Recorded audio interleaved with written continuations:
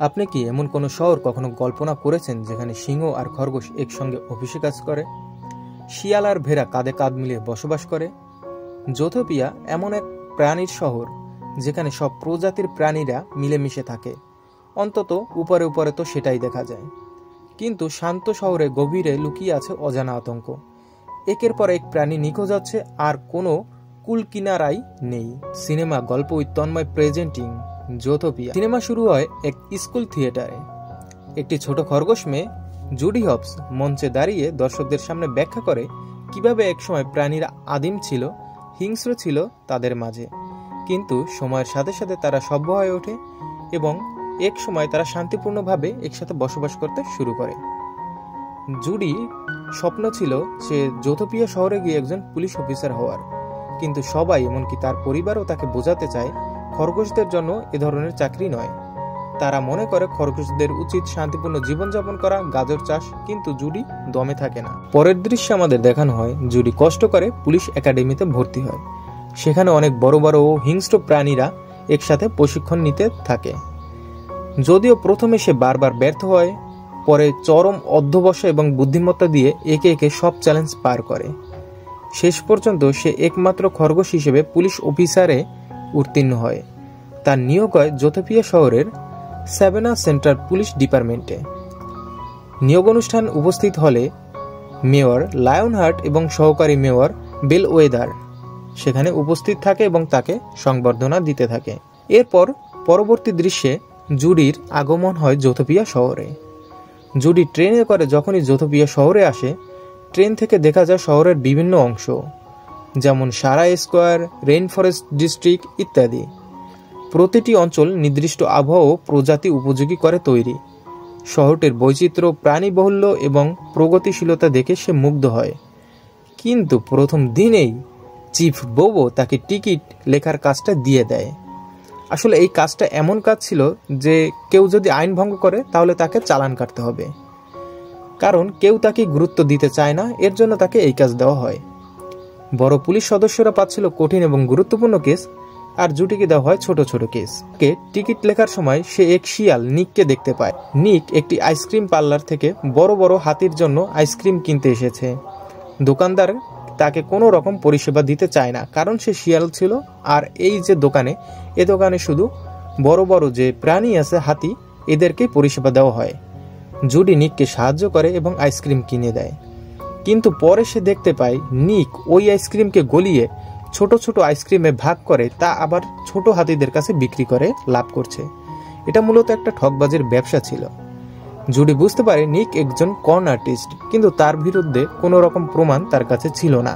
পরদিন আমরা দেখতে পাই মিসেস ওল্টর জেপিডিতে এসে কান্নাকাটি করে, বলে তার স্বামী এমি ওয়ার্টনকে খুঁজে পাওয়া যাচ্ছে না, কিন্তু পুলিশ এতে একদমই কর্ণপাত করছে না এবং গুরুত্বও দিচ্ছে না।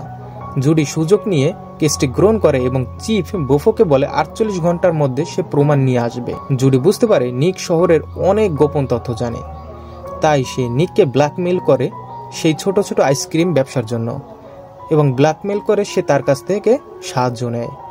একসাথে তারা ওয়ার্টনকে খুঁজতে শুরু করে। তারা গিয়ে প্রথমে ন্যাচারালিস্ট ক্লাবে খোঁজ করে, যেখানে ওয়ার্টনকে শেষবারের মতো দেখা গিয়েছিল। সেখানে একটি নিরাপত্তা ক্যামেরা ফুটেজ থেকে তারা দেখে সেই গাড়ির মালিক মিস্টার ম্যানহেন্স ছিল, কিন্তু সে একটি ছিল জাগুয়ার, যে রেইন ফরেস্ট ডিস্ট্রিক্টে থাকত। তারা ম্যানসেসের কাছে যায় এবং সেই ওয়ার্টন সম্বন্ধে জানায় যে ওয়ার্টন খুবই অদ্ভুত আচরণ করছিল এবং হঠাৎ করে হিংস্র হয়ে উঠেছিল। কিন্তু হঠাৎ করে মিস্টার ম্যানসেস নিজেই হিংস্র হয়ে জুডি ও নিককে আক্রমণ করে বসে। তখন ভয় পেয়ে জুডি এবং নিক সেখান থেকে পালিয়ে যায় এবং জেডিপিকে খবর দেয়, কিন্তু পুলিশ এসে সেখানে ম্যানসেসকে নিখোঁজ পায়। এখান থেকে শুরু হয় গভীর ষড়যন্ত্র। জুডি ও নিক বুঝতে পারে শহরে বিভিন্ন শিকারী প্রাণীরা একের পর এক হিংস্র হয়ে উঠছে। তারা অনুসন্ধান করে দেখতে পায় একটি গোপন জায়গায় সব নিখোঁজ প্রাণীদের বন্দি করে রাখা হয়। তারা হিংস্র হয়ে উঠেছিল, তাদেরকেই শুধু বন্দি করে সেখানে রাখা হচ্ছিল। এদের গোপনে সেখানে রাখা হচ্ছে মেয়র লায়নহার্টের নির্দেশে। তিনি চাইছেন জনসাধারণের মধ্যে যাতে আতঙ্ক ছড়িয়ে না পড়ে, তাই সে এটি গোপন রেখেছিল। কিন্তু জুডি তার বিরুদ্ধে কিছু না বুঝেই রিপোর্ট করে দেয় এবং মেয়র গ্রেপ্তার হন। পর জুডি একটি প্রেস কনফারেন্সে উপস্থিত হয়। সেখানে সাংবাদিকরা প্রশ্ন করে কেন শুধু শিকারী প্রজাতিরাই হিংস্র হয়ে উঠছে। উত্তরে জুডি বলে এটা হয়তো তাদের জেনেটিক সমস্যা, কারণ তাদের পূর্বপুরুষরাও হিংস্র ছিল। এই মন্তব্যে জনমতে আতঙ্ক ছড়িয়ে পড়ে এবং শিকারী যেসব প্রাণী আছে তাদের প্রতি একটা অবিশ্বাস এবং ঘৃণা বাড়তে থাকে। নিক এতে ভীষণ কষ্ট পায়, কারণ সে নিজেও একজন শিকারী প্রাণী ছিল। সে জুডির উপর রাগ করে এবং সেখান থেকে চলে যায়। এর পরবর্তী দৃশ্যে আমাদের দেখানো হয় জুডি তার গ্রামে ফিরে যায়। সেখানেই সে বুঝতে পারে আসল রহস্য ছিল এক ধরনের বিষাক্ত ফুল, যার কাজ ছিল শিকারী প্রাণীদেরকে হিংস্র করে তোলা, এবং সেই ফুলের নামটা ছিল নাইট হলওয়ার্স। সে আবার জোথোপিয়াতে ফিরে আসে এবং সে নিকের কাছে ক্ষমা চায় এবং তাকে সব ব্যাখ্যা করে বলে। এরপর তারা একসাথে মাদকের উৎস এবং ষড়যন্ত্র উদ্ঘাটন করতে থাকে। সন্ধানের এক পর্যায়ে তারা দেখতে পায় বিল ওয়েথার সহকারী মেয়র নিরীহ ভেরা, কিন্তু সেই এই মূল ষড়যন্ত্রকারী।